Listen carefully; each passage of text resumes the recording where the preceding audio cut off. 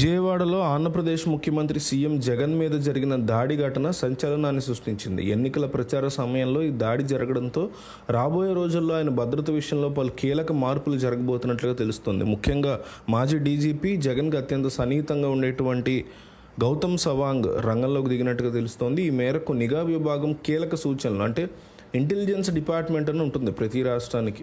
వాళ్ళు ముఖ్యమంత్రి యొక్క సెక్యూరిటీతో పాటు రాష్ట్రంలో టెర్రరిస్ట్ యాక్టివిటీసు, నక్సల్ యాక్టివిటీసు, మత కుల సంబంధించినటువంటి గొడవలు, వైలెన్స్ ఇంక్రీజ్ అవ్వకుండా చూసుకునే బాధ్యత వారికి ఉంటుంది.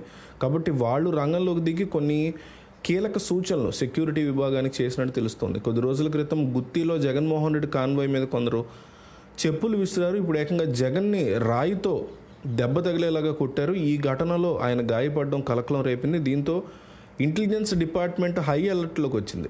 రాబోయే రోజుల్లో ఎన్నికల ప్రచార సమయంలో జగన్మోహన్ రెడ్డి తీసుకోవాల్సినటువంటి కీలకమైనటువంటి జాగ్రత్తల గురించి తెలియజేసింది. సీఎం జగన్మోహన్ రెడ్డి పాల్గొనే సభల్లో ర్యాంప్ వాక్ ప్రత్యేక ఆకర్షణగా నిలుస్తోంది. ఈ విషయం మనకి ఆల్రెడీ తెలిసిందే. ఈ సభల్లో ప్రసంగించడానికి ముందు కొన్నిసార్లు ప్రసంగం ముగిసిన తర్వాత కూడా సీఎం జగన్ ర్యాంప్ మీద నడుస్తూ ప్రజలకి దగ్గరికి వెళ్తున్నారు. అయితే తాజా పరిణామాల్లో సభల్లో ర్యాంప్ వాక్ చేయొద్దని నిఘా విభాగం సూచనలు చేసింది.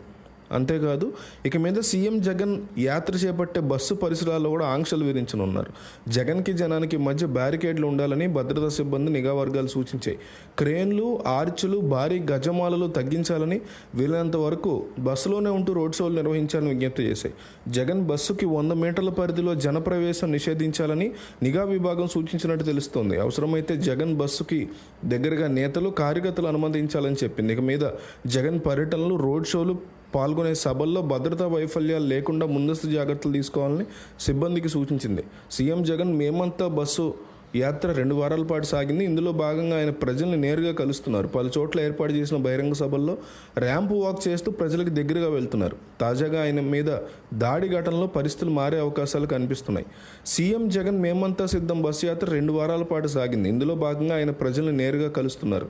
రకరకాల చోట్ల దిగి వాళ్ళతో మాట్లాడుతున్నటువంటి పరిస్థితి కూడా ఉంది. కానీ ఈ ఓపెన్ టాప్ రోడ్ షో ఏదైతే ఉందో అది ఏ రాజకీయ నాయకుడికైనా కాస్త డేంజర్గానే కనిపిస్తోంది. సో ఘటన జరిగి దాదాపు 36 గంటలు అవుతున్నా ఇంకా అసలు విషయాలు బయటపడకపోవడంతో, ఎవరు చేశారనేది బయటపడకపోవడంతో మాజీ డీజీపీగా ఉన్న గౌతమ్ సవాంగ్ రంగంలోకి దిగబోతున్నారు అంటూ కూడా వైసీపీకి సంబంధించినటువంటి మీడియాలో గట్టిగా వార్తలు వస్తున్నాయి.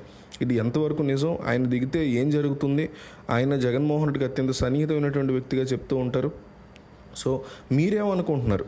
ఆంధ్రప్రదేశ్ రాజకీయాల్లో జరుగుతున్నటువంటి రాళ్ల దాడి పరిణామాల గురించి ప్రజలు ఏమనుకుంటున్నారు అనేది కూడా జగన్కి కానీ లేకపోతే చంద్రబాబుకి కానీ తెలియాలి. కాబట్టి కంపల్సరీ వీడియో చూసి వెళ్లకుండా మీ అభిప్రాయాన్ని కామెంట్లో చెప్పండి.